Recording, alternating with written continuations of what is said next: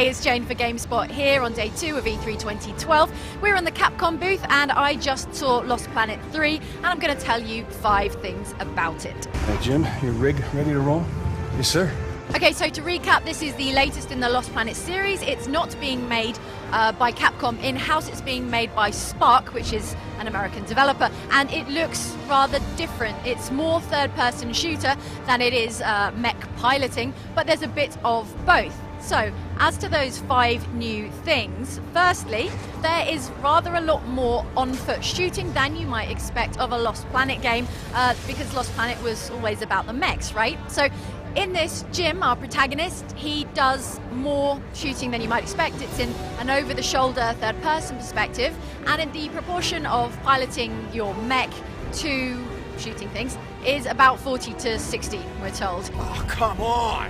In the demo we just saw, Jim's clearing the Acrid out of a network of nests and sort of frozen caves, and he's got a pistol and an old-timey hunting rifle that's a family heirloom, so it's got a wooden stock and a bunch of engraving on it, which was a nice touch. Secondly, thermal energy is no longer something you have to collect to stay alive, although the planet is still very, very cold. Now you're just collecting thermal energy as a kind of resource that you can spend on new weapons and upgrades when you return to base. Third of all, also on thermal energy, you'll be able to plant thermal energy posts in Acrid nests, say, that you've cleared out. And those thermal energy posts will collect thermal energy in real time while you're away playing other parts of the game, so you can return to them.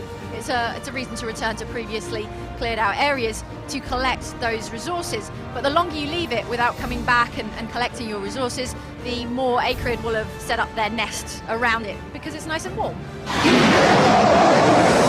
Point 4, yes, it still looks very much like Dead Space, increasingly so in fact. There's still the in-world pop-up holo menu on Jim's wrist, which is very, very aesthetically reminiscent of Dead Space. And in fact, across the board, there's a lot of visual touches that very much remind us of Dead Space. Not least of all in this demo, there were a lot of Necromorph-style exploding, icky egg sacs all around the place. So that was very reminiscent of some of the action in Dead Space 2, say.